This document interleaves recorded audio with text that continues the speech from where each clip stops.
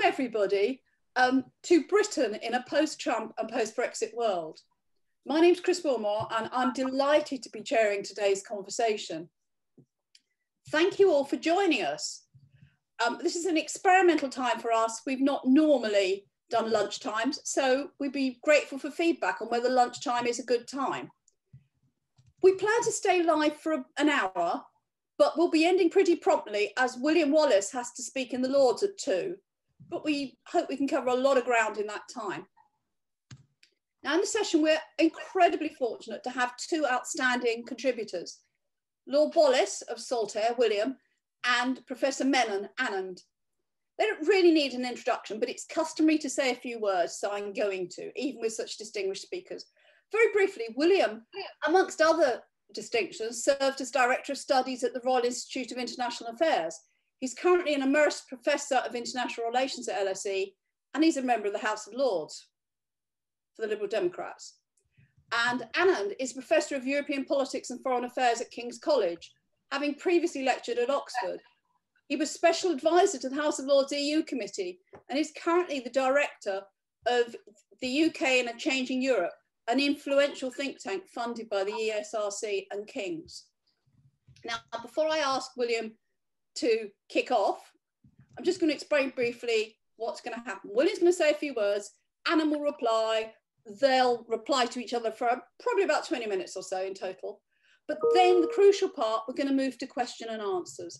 Now, let me tell you how we're going to do that. It's being managed by John Alexander. And if you look on your screen, if you're not familiar with this, along the bottom of your screen, you will see a box marked Q&A. And that's question and answers. So rather than putting your hand up or trying to put questions in the chat box, which always gets a bit messy, please can you put any questions that you'd like to ask in the Q&A box? And we'll be monitoring those. And when we finish the introductory section, we'll start to pull out questions. Remember, the shorter your question is, the more likely it is to be asked. And please could you make sure it's a question, not a statement with a question mark at the end. But what I'm now going to do, hoping you've all found the Q&A box so you can start asking your questions at any time, is to hand over to William to get started and to introduce this topic. Good. Let me try and place this in context. When the referendum was being fought 4.5 years ago, Boris Johnson promised that freeing ourselves from the shackles of European integration would unleash the buccaneering spirit of England's heroic past and transform us into global Britain. The glorious future would thus resemble the glorious past. Like many of Boris Johnson's ideas, of course, it's never been defined. After the victory of December 2019, Johnson, as Prime Minister, promised that his government would undertake, I quote, the most fundamental review of the UK's international priorities since the end of the Cold War, and that would be published before the end of 2020. It's been delayed, but it's due to be published within the next 3 or 4 weeks. And it's intended, as Dominic Raab set out last February, to prove that we're still a good partner and ally and friends with our European neighbors, that we are a champion of free trade, that, he said, we are going to maintain our 0.7% commitment to development spending and be a strong force for good in the world on everything from diplomacy to human rights to the rule of law and climate change. And we would go back east of Suez. That's the particular thing that Johnson, I think, was most romantic about. Some of this was fantasy from the outset. I mean, the image of a free trading world outside a protectionist Europe was never true, and it didn't fit with China, India, or the USA. And of course, the UK, as a great defender of international law, had just threatened to break an international treaty. And all this was before COVID-19 struck, which has sunk the idea of a free trading world. Biden has beaten Trump, which may or may not help our future relationship with the United States, but the UK economy has shrunk radically.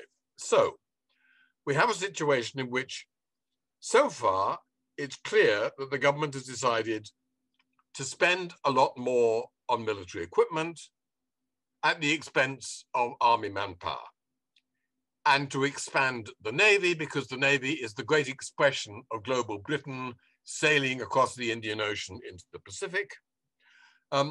Cut development spending, and it's going to be a very sharp cut because the economy has shrunk as well as reducing the percentage. And we've been told that it's going to go much more towards the Western Balkans and Ukraine at the expense of Africa. There'll be a great emphasis on the UK's convening power and diplomatic skills. So G7 is very important. And COP26, the climate change conference, absolutely has to be a success. Implicitly, we are following the United States as closely as possible, exchanging sovereign equality against Europe with increased dependence on the United States. The carrier force deployment to the Indo-Pacific, which Johnson so loves to think about, will actually depend next year on a contingent of US Marine Corps aircraft on the carrier and an American frigate providing air defense. What remains to be decided? Well, the question of what future relationship we're going to have with the European states is extremely confused and indeed is contested within government.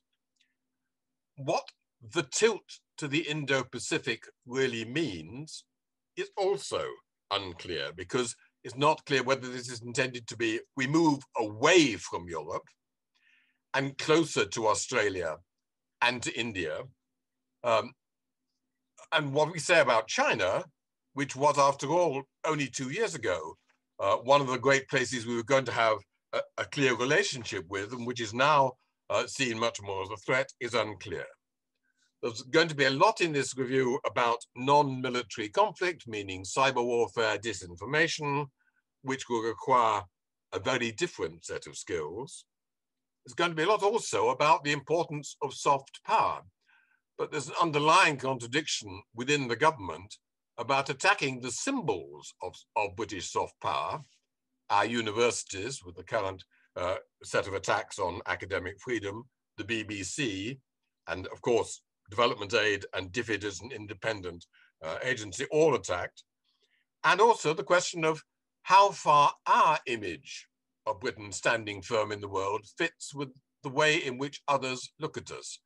A recent very good Chatham House paper by Robin Niblett says that the UK now has an image problem in global diplomacy, meaning we think we're wonderful, but a number of other countries and governments think we've gone slightly crazy by leaving the European Union in the way we did. Then there's economic security, which has risen sharply up the agenda. Do we need to rebuild our manufacturing? Do we need to invest in high-level skills to deal with all of these threats?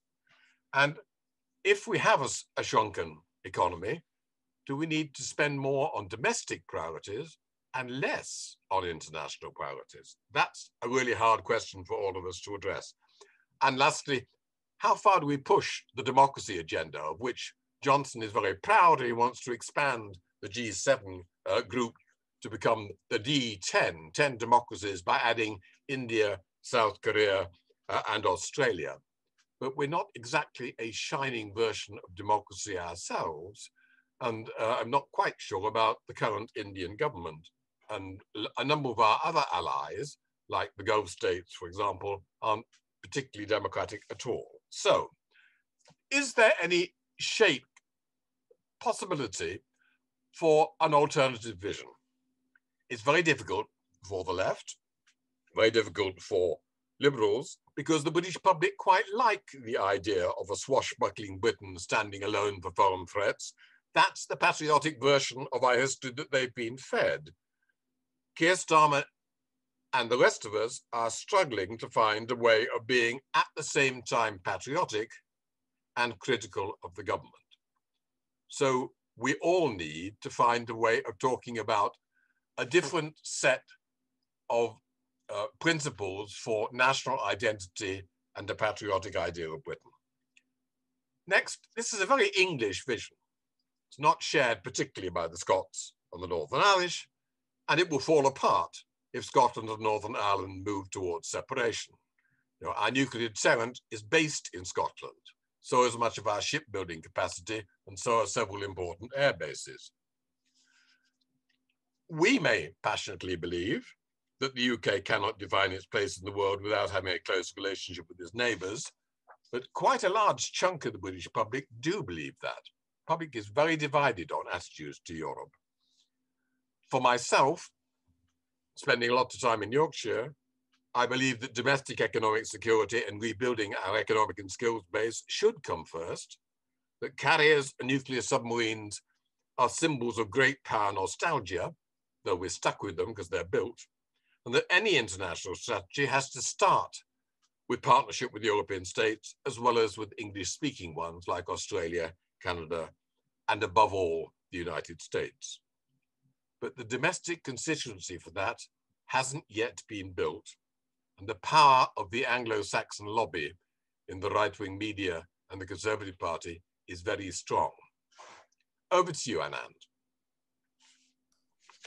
Thank you very much, William. I mean, I would suggest that the image problem you refer to in terms of the sort of disjuncture between how we see ourselves and how many in the rest of the world see us has been around for a while, though possibly not as acutely as it is at the moment. I mean, firstly, credit where credit's due. I think this government, for all its failings, has actually been activist and pretty effective when it comes to rolling the pitch for COP26. I mean, all the reports you hear are that sort of our climate diplomacy has been both activist and pretty joined up and pretty insistent with all third countries in terms of the priority that the Johnson government is placing on COP26. So that's something I think we should welcome.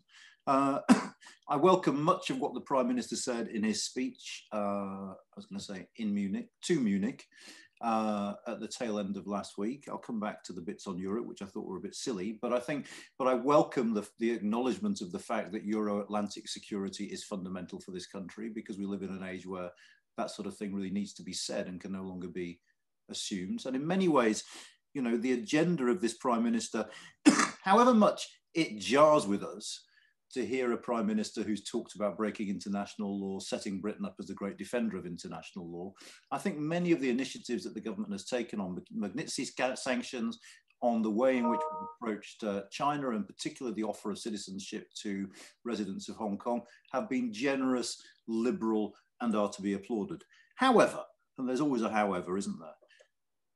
Firstly, as William says, if this new foreign policy involves us jumping on a bandwagon with the United States, and in a sense becoming, or trying to become again, the United States' most trusted lieutenant in international politics, that brings with it dangers, because the US will never again be the same as it once was. I mean, the fact of the Trump presidency and the fact of polarization in US domestic politics means you can only guarantee the US being as it is at the moment for a 4-year term. There is always the possibility that in 4 years' time, the Democrats lose again. And whilst we might think actually the Republicans won't elect another Trump, they might elect someone who is sufficiently similar when it comes to foreign policy that 4 years worth of investment in the United States counts for very, very little at that point. And secondly, there's the big question of Europe. It's very clear that the government, when it talks about Europe, if it talks about Europe, and if you read the Munich speech, those omissions were glaring, basically means the E3. So it means us working with the French and the Germans, and absolutely not talking about working with the EU as an institution. Now, in many ways, I don't have a problem with that. In many ways, that's fine. CFSP and CSDP are relatively weak institutions. Being formally aligned with them, as many other third-party partners of the European Union have come to learn, doesn't grant very much and doesn't actually offer very much in terms of enhancements over more informal forms of cooperation. Where I think that might come back to haunt us is in areas of international politics where the Commission has competence. And here I'm thinking particularly about COP26. Sorry, I've frozen. God, I wish it would stop doing that. It's the most humiliating thing, but it keeps happening these days. I think if we're dealing with the environment, it's going to be very, very hard, if not impossible, to do so at a bilateral level with member states and not via the authority of the European Commission. If COP26 is going to work, one of the preconditions for that is that the European Commission is on side and working with the UK government to ensure that whatever commitments we sign up to are mirrored in the Commission's language and in its own dealings with third states as well. So I think there are significant potential downsides to an emphasis on Europe as its member states rather than Europe as the European Union as well. William was also quite right in stressing the impact of the pandemic. And one of the problems we have at the moment is we simply don't know what sort of world we're going to be moving into post-pandemic. We're certainly going to be moving into a world where the focus of governments is going to be profoundly domestic, because we'll be entering the post-public health economic crisis that comes out of lockdown. We're also, I think, going to be entering a world that is more protectionist than it was. And it was pretty protectionist beforehand, remember, anyway, beforehand, because of these notions of self-reliance and self-sufficiency that have proved so politically popular in so many countries during a pandemic that has seen the resilience of many, many countries, not just our own, very, very cruelly exposed, or the lack of resilience very, very crudely exposed. And the final thing I would say is, now more than ever, and I think it's pretty much always been true, but now more than ever, fundamentally, the success of the United Kingdom internationally is going to hinge on what happens at home. It's going to hinge on the pace of our domestic economic recovery from the pandemic and our ability to cope with the fact that Brexit is going to be a drag anchor on growth for the foreseeable future. That will determine both how much attention the government can pay to matters other than domestic economic management, and how much in the way of resources we can give to foreign policy. It's going to hinge, secondly, on whether we can finally shake off what have been 4 years of profound political chaos at home, with attendant implications for our international reputation, and again appear to be a rational liberal democracy capable of governing itself in what others recognize to be a sane and sensible way. And finally, as William said, it's going to depend on our ability to hold our country together. Ultimately, and I suspect that the government is only too well aware of this. So one of the great challenges for foreign policy, I think, going forward is whether or not, after this year, where we chair the Security Council, where we chair the G7, and where we chair COP26, whether the government is able to maintain the levels of interest and focus on foreign policy that it is showing now to move forward and implement whatever ideas this year comes up with. And there I'm starting to have profound doubts, because one of the defining features of this government, it seems to me, is it's one with a very, very short attention span. And in foreign policy, more than most areas, your attention span needs to be long if you're going to be effective. Can I leave it at that? It appears we've briefly lost Chris, so I'm going to ask William if you'd like to come back on that at all, and we might start some Q&A. You don't realise my pleasure at Anand actually agreeing with me on a number of things. But we're old sparring mates. I think, listening to you, Anand, I was thinking, actually, in some ways, the sort of decisions this government takes on sanitary and phytosanitary regulations are one of the most fundamental for the future of the United Kingdom and for foreign policy, because it made a great fuss about insisting that we were not going to accept regulations like that from Europe. The underlying assumption is that we would then accept American regulations instead. And the backlash against that in Britain has now made it much more difficult to get the trade agreement with the United States that we wanted, but we were never going to get. Yeah. If a rational minister would say, well, actually, we don't want to diverge from European regulations. So what's all the fuss about we're doing with Northern Ireland? If we just say we'll accept that, then much of the Northern Ireland border problem would disappear, because so much of it is about inspecting food, animals, and so on. But ideologically, everyone from David Frost through to Boris Johnson can't make that jump. So they're actually threatening our relations with the European Union, threatening the coherence of the UK for something which is passionately believed in, but actually is never going to happen. I suppose their retort would be because this is fundamentally a matter of principle rather than practicalities. Absolutely, we might not wish to diverge, but it is absolutely fundamental to us that we maintain the ability to diverge should we wish to do so.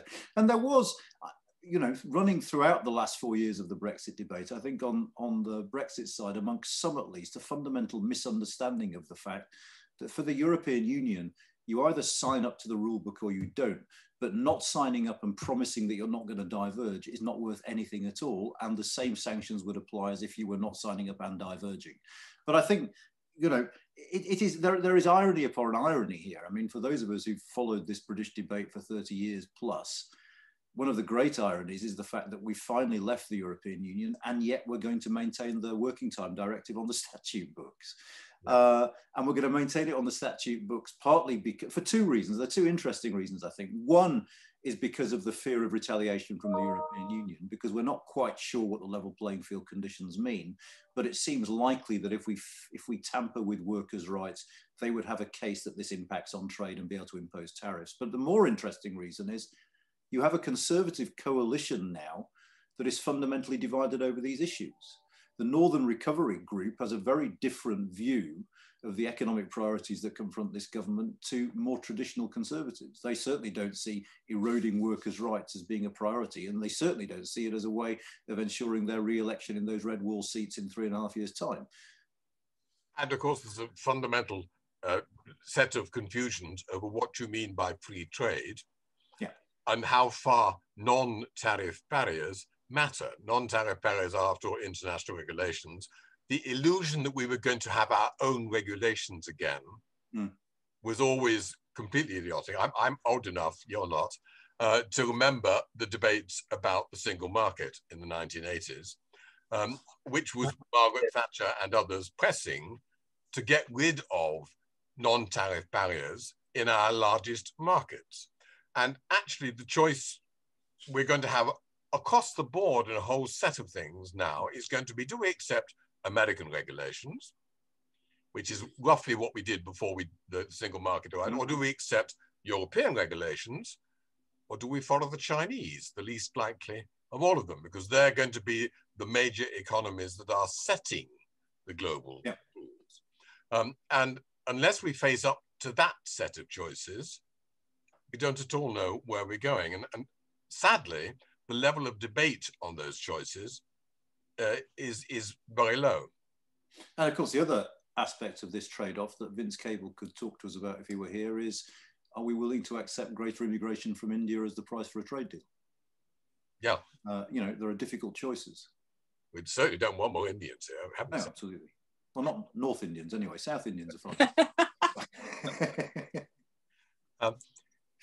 The question of dependence on the United States is one of the sort of unthinkable ones.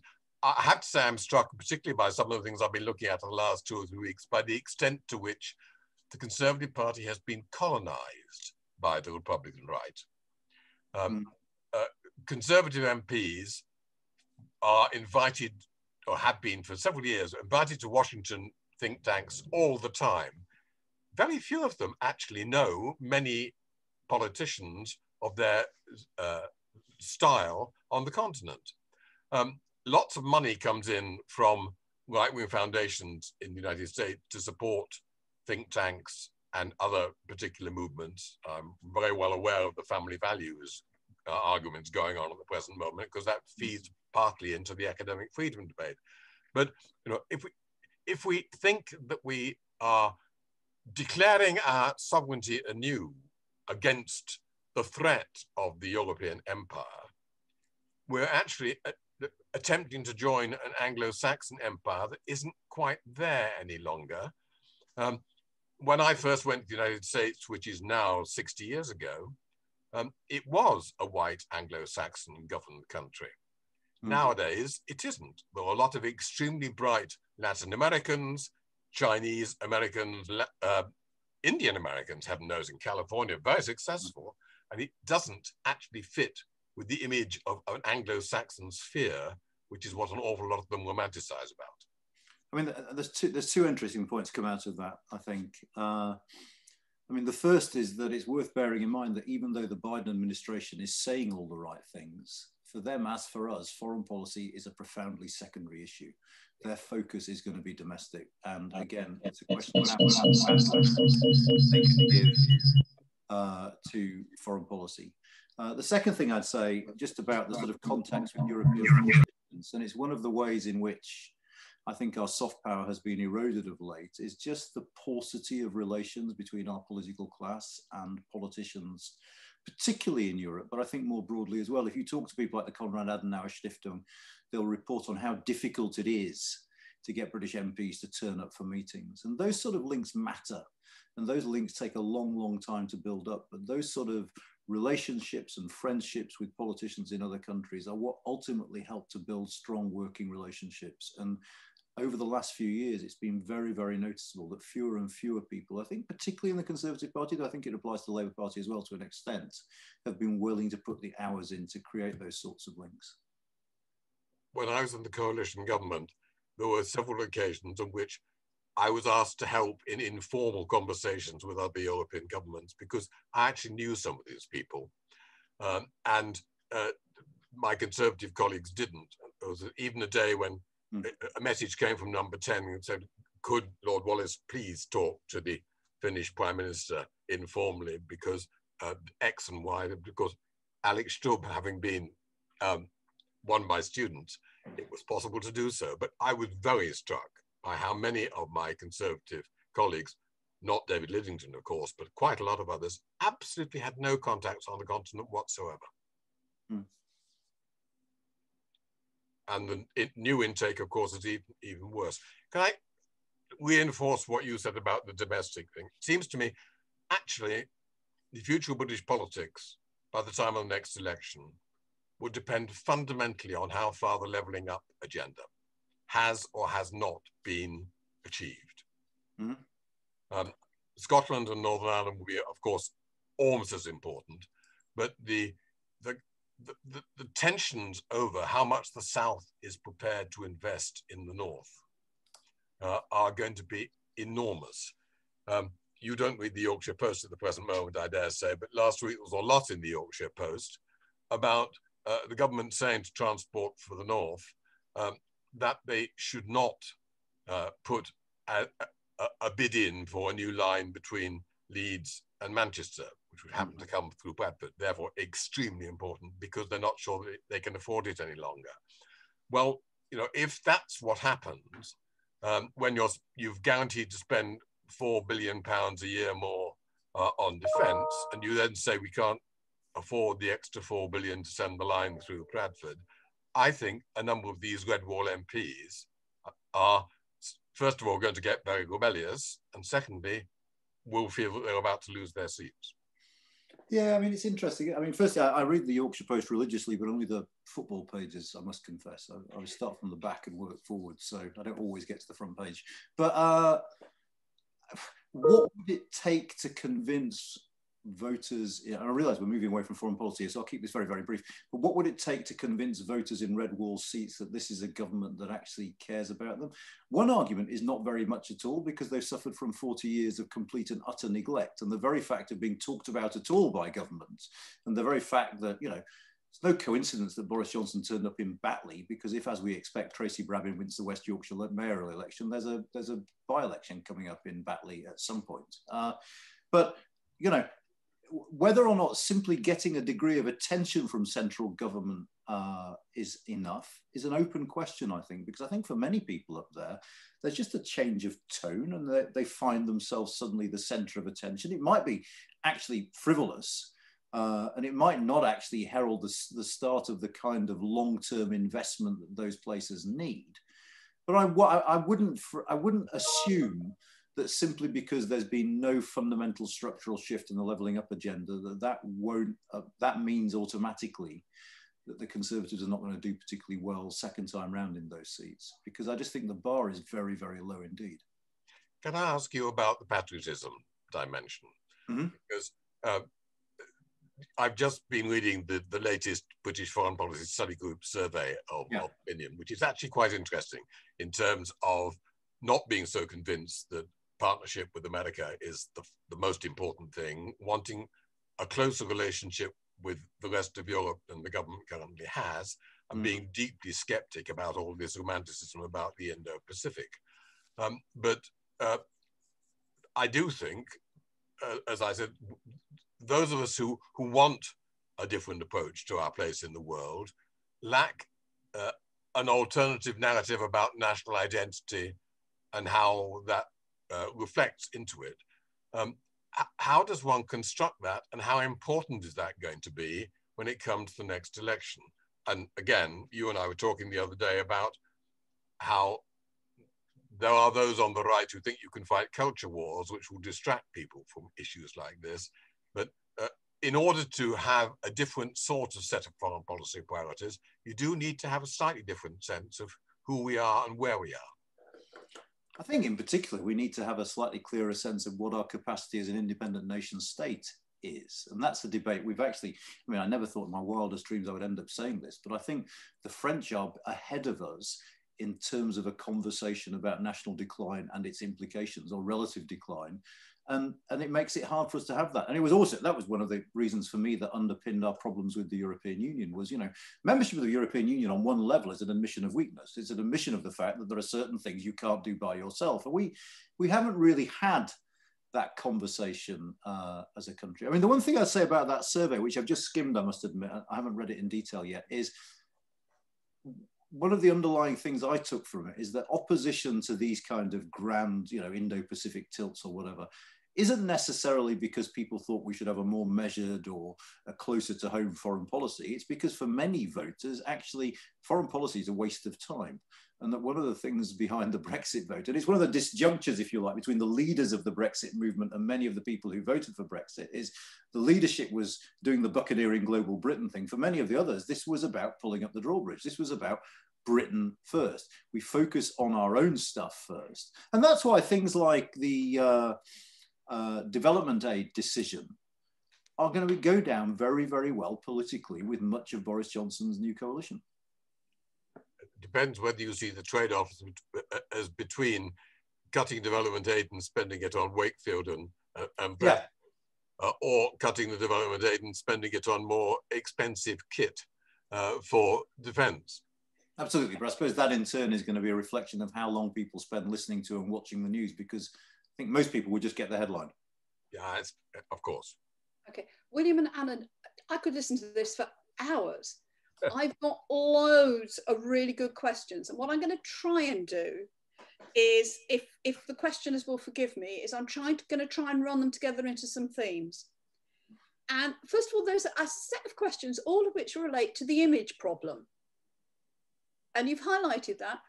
How do we go about tackling our image problem as a country that says one thing and does another? And a lot of the questions have been about inconsistency and hypocrisy. So how do we tackle the fact we're seen as a country that's inconsistent, that is quite happy to break international agreements when it's convenient, that still thinks itself as exceptionalist in some form or another?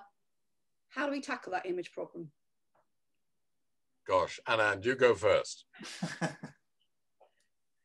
I think that the image problem is perhaps not as severe as people think in that specific regard, because I don't think foreign audiences necessarily outside of the foreign policy establishment paid that much attention. I actually think in many ways the UK's reputation is a very, very good one internationally. Maybe not in terms of specific foreign policy decisions, but in terms of our soft power, in terms of how people think of us, in terms of people looking at a small island that is the 5th or 6th largest economy of in the world. And these things take many, many years, if not decades, to shift, I think. So that isn't something that concerns me particularly at the moment. I do think it's very interesting that the government is sort of signaling very, very clearly that it's going to take this very liberal approach to foreign policy going forward in terms of human rights, in terms of the liberal, you know, rules-based international order. And I think if they want to build on our reputation in that way, they have to see this as a long-term project. This can't be something that is a fad for 2021 and is replaced by something else for 2022. And again, I go back to what I said in my initial remarks. Foreign policy is a long-term game. And one of the things that does worry me about this government is its attention span seems to be depressingly short. Yes. I think that the image problem is, I agree with you, resolvable. But the problem is that we have a government which thinks that it is terribly good and doesn't think through the links between what it says and what it does and how others see us. And if you want to say that we have this tremendous asset, the BBC World Service, thought through as trustworthy throughout the world, but at the same time we think it's a wicked left-wing organization within Britain, we're trying to cut it down, then actually foreigners notice what we say about it at home. If you say British universities are world-beating, but you want to introduce a bill in the next session to impose new guarantees on academic freedom because you think all academics, or at least 80% of them, are left-wing, that also damages where you are. So you have to think about how you do this. I wrote an article on national identity and foreign policy 30 years ago. You may dimly remember, Anand. Indeed. And I spent 5 years on the government's committee to advise on the commemoration of World War I. And it was a constant struggle, for example, to get the government to pay any attention to the fact that we had 1.5 million Indian soldiers fighting for us in World War I, or even to recognize that when it came to the end of World War I, the Americans helped to win the war for us, let alone to mark the contribution that the Chinese Labor Corps made, which the Chinese remember very much better than we do. We missed a trick because we were locked into a narrative of Britain on its own, wonderful country, and so on, without remembering that how we see ourselves and how others see us relates to how we present ourselves, and we are not presenting ourselves very well. That leads on to a second group of questions about soft power. And William, in his opening, made that comment about the BBC, the universities, and international aid, and has reinforced that. In contrast, some questioners have said, well, what are we doing to counter China's use of soft power? Well, a lot of those who criticized the development decision have pointed out that DFID as an aid and development ministry had a very high reputation around the world, and that cutting back on our investment in poverty alleviation, women's education, etc., in Africa leaves the ground much more open to the Chinese. But of course, a lot of what we were doing in Africa was being done with the French, with the Germans, and with the European Union's development funds as such. So there's a whole set of issues there which we, again, have not thought through. If we are going to expand soft power in many different ways around the rest of the world, we have to think who we do it with, how we do it, and we also have to think about the inconsistencies. I mean, the problem we have with the Gulf countries is acute in this respect. We depend very heavily on the Gulf monarchies to invest in Britain. We also have a substantial military commitment to the Gulf, but they're not particularly democratic if we think that we're going to be democracy promoting. Yeah, I mean, I pretty much agree. I don't think the United Kingdom is in a position to counter Chinese soft power. It has to be done in collaboration with other countries. I imagine that is part of the agenda of the so-called D10, though again, I'd mirror William's slight skepticism about whether the D should be there. We could just call it the 10 with countries like India teetering, as far as I can say. But there is obviously a need for a coalition to counter rising Chinese influence and the way that it's used. It might yet be that the G7 this year and whatever comes out of it comes up with a coalition that will work. My skepticism is about how much we couch that in the language of values rather than interest, given the group of states that we've chosen to get together. But I do think here, both the US administration and the Johnson government are broadly on the right page, that actually we need to create a group of like-minded countries to be able to counter what for most, if not all of us, is seen as a China threat. Now here, of course, we run into the problem of the EU's attitude, and it'll be interesting to wait and see whether that shifts at all during the course of this year, particularly under American pressure. Thank you ever so much. Now, providing the system works, Matt Halbert, are you there? Do you want to ask your question about Sustainable Development Goals? Just give me one moment, Chris. I'm going to try and promote Matthew up to... Lovely. Can't actually make it. Whilst that is being done, I hope Gordon Lishman won't mind if I ask his question for him to save time. Gordon's asking, what's the UK's role in relation to the Iran and the new US talks? We've continued to be in favor of trying to bring the Iranians back in. That then runs into very delicate issues about our dependence on the Gulf states and our relationships with Saudi Arabia, because there are all sorts of things going on within the Middle East, not to mention the Israeli dimension. But the Foreign Office professionally, and I think a substantial number of people in the government, as well as the opposition parties, think that making Iran the enemy merely strengthens the hardliners within the very odd political regime that Iran is, and that trying to revive a relationship with Iran would be not only in our interest, but in the interests of global order as a whole. Do we now have Matt Halbert available? Folks, I'm really sorry. I don't know quite what's going on with the technology, but it's not allowing me to promote people to panelists. So I think we are... Okay, I'll read your question then. Matt asked, why are the UN Sustainable Development Goals not as much a focus of UK foreign policy as it is in countries like the Republic of Ireland? Anand. Well, I suppose the simple and maybe excessively trite answer is because this government decided that its main focus is going to be on net zero. And all its energy has been piled into net zero. Now, there might be political reasons for that. I don't understand why they didn't do something. What I do know is there was fairly clear support from across all of government to have a clear target that they could get people to sign up to. And it might have been that, a mixture of sort of politics and a commitment to net zero that meant if we have a target, we can at least come away from the summit in November saying we got X numbers of countries to sign up to that very, very clear target. But as to why they chose to do that rather than the Sustainable Development Goals more broadly, I just don't know, I'm afraid.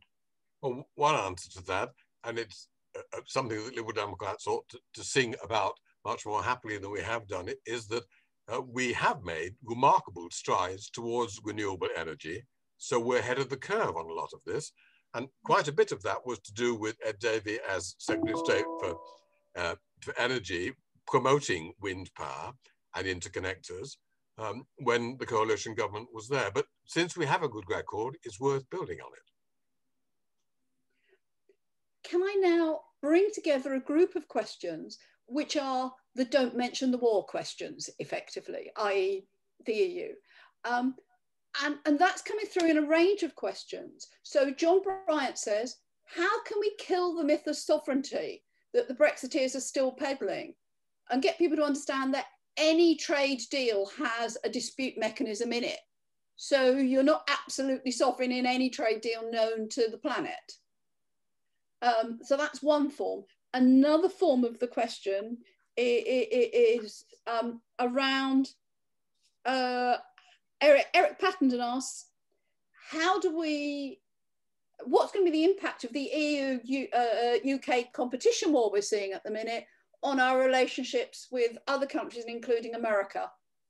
And then I'll move on to Sandy Walkington's question about its impact on trade and international aid. Just to say, Chris, I do now have, I think I've fixed it. So if you'd like to invite people in, I can do that. Apologies. Okay, well, can we have Sandy Walkington after this round of answers then?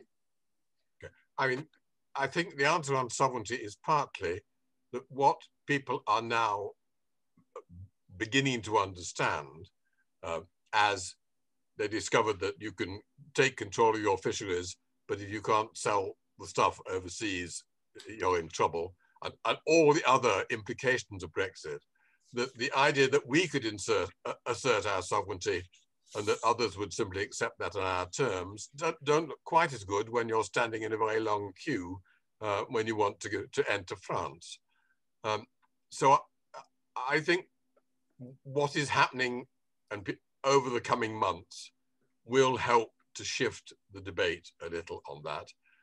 And business is beginning to talk about the enormous problems of regulatory barriers which it faces. So I hope that's shifting. We're also beginning to discover in a whole host of ways the extent to which we are dependent on the cooperation of others for what we need to achieve. The Commission, for example, has just stated that it is considering accepting data adequacy for, excuse me, that's mine, I'll kill it. Sorry. And that's the Commission assessing whether or not our data regulation matches with what they want. These are all limits on sovereignty in which, without question, we have to cooperate with others. That's a point which a lot of Conservatives don't want to accept, but may find themselves having to admit as the months go by. I mean, I would just add, I mean, I agree with that. And there are always going to be trade-offs, and adequacy is a nice example of that, as is the debate about equivalence in financial services. But I mean, it is worth saying that the EU membership constrains sovereignty in a novel and unique way. There is no other organization like it where you have the primacy of EU law over national law. I mean, there are specific features about the European Union that for people who are sensitive to questions of sovereignty make them dislike it more than the kinds of organizations or arrangements. Yes, although of course in our relationship with the United States, we have always accepted an unequal set of relations on things like extradition and in effect the adoption of American rules. And I think I'm right in saying that the rules and regulations under which US military bases operate in Britain have never been fully presented to the British Parliament. Yeah. I'm going to try and squeeze in 4 more questions. So if Sandy Walkington could ask his question, and then could Gianluigi Poloni be opened up to ask his question after that, and then Andy Dare after that. Yeah, hello from a snowy Hertfordshire. My apologies, I was taking part in an oral history session on the winter of 1963 and haven't changed my background. Very quickly, the only question I wanted to ask was that William did a throwaway point at the start about the cut in overseas aid. And I suppose the question that the other side always put forward is that there were these tremendous walls and tariff barriers under the EU trade regime, particularly on agriculture, and that actually, if we can open up our markets to the developing world, that might be a much more healthy thing to do anyway. I just don't know, does that argument have any legs, or is it just yet another kind of invention of the right-wing think tanks? I mean, I don't think it's a choice, is it? I mean, you can do both. So it's a false dichotomy in that way. Absolutely, it will be very, very good to open our markets to products from those countries. And one of the potential advantages of leaving the common agricultural policy was it will allow us to do so. But that doesn't mean you have to get rid of development aid or the independence of DFID. You can do both at the same time. I was assuming both, but the question is whether the cuts being talked about could be made up for. Don't think anyone's suggesting cancel it, but it's actually, could you actually make an argument that in fact you're doing the equivalent of 0.7 of GDP, but actually in a much more healthy way because you're actually helping people to trade and grow themselves out of poverty? I mean, I don't know what the answer is on the, sorry, William, I don't know what the answer is on the numbers, but I mean, in a sense, my point would remain the same, is even if it does, you could do the 0.7 as well. So you're still making a choice whether or not it's true that the trade would matter enormously. Oh God, I've scared him off. I have some doubts about, I've always had some doubts about the 0.7 target, partly because we were reducing the number of countries to which we were sending aid as we withdrew from India and China, for example. and increasing the amount of money, and the question of how much can usefully be spent in a smaller number of countries was beginning to come up, and there were indeed some schemes around Whitehall for spending it on areas that were less clear than before. The biggest problems in Africa for development are problems of governance. Actually, if you look at Nigeria, which is fundamentally a very rich country with a lot of oil, but which has a horribly corrupt and ineffective governance system, that's the underlying problem.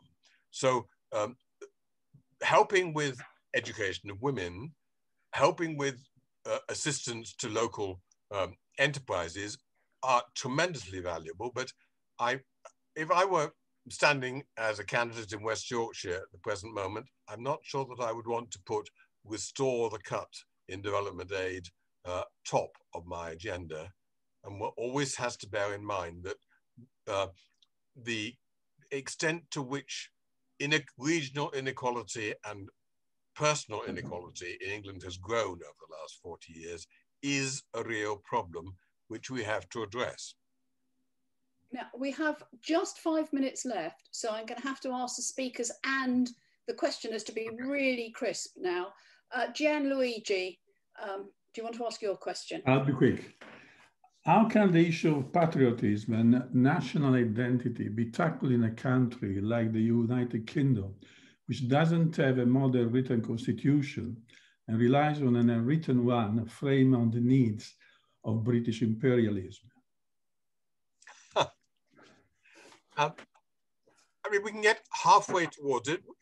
We should have been celebrating the Indian and African contribution in the First World War. That would have made a huge difference.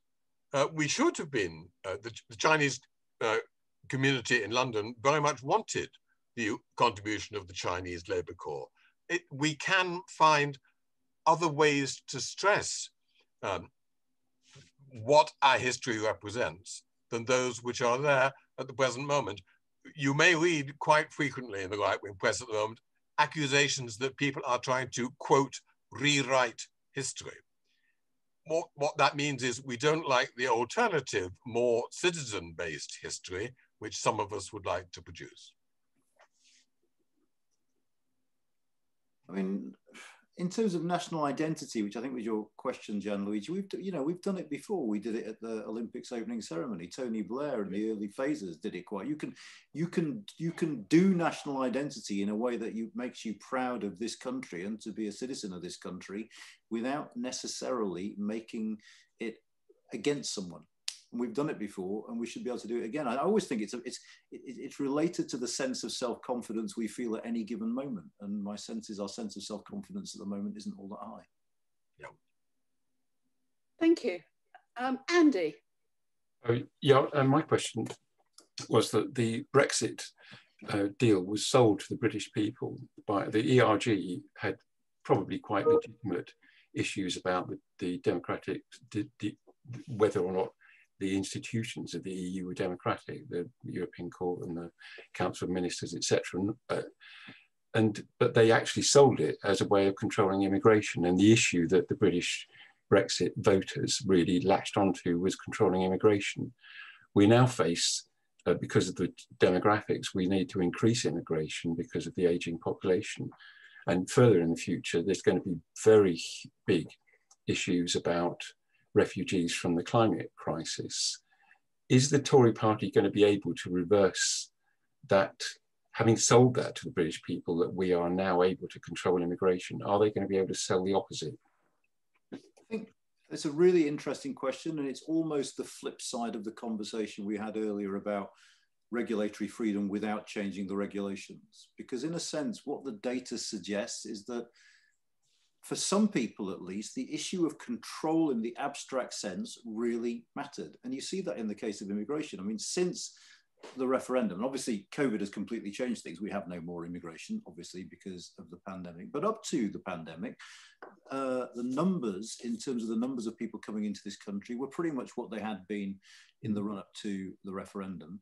And yet, all the public opinion work done showed that the British people were becoming steadily more liberal on immigration, that immigration for the first time since 2002 dropped out of the top 5 issues of concern to the British people. And that was with no change in numbers, but simply a change in our ability to control those numbers should we wish to. So the short answer, I suppose, is quite possibly yes. And of course, the new immigration rules mean that we have sort of equalized the terms of entry between Europeans and non-Europeans. That will affect us in certain ways, particularly when it comes to seasonal and short-term work, because with the best will in the world, no one's going to come over from Afghanistan for seasonal or short-term work where they might from Romania. So there will be problems. But I think the broader question about dealing with with a public opinion that had been hostile to immigration in a world where actually we might need more immigration is potentially going to be far easier, I think, than many would have suspected prior to the referendum. William. Just add a little.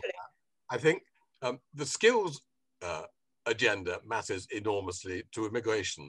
One of the reasons why I think a lot of the white working class in Bradford object to immigration is they come in and take our jobs, is solved when you talk to the housing builders, who find it much easier to get someone who's already got the skills imported from Poland or Bulgaria or Romania than to have to spend money on a 5-year apprenticeship for a white working class lad who's not really prepared to put in the hard work anyway. So actually getting on with skills, proper educational investment and apprenticeships is absolutely vital to changing the nature of the debate on immigration.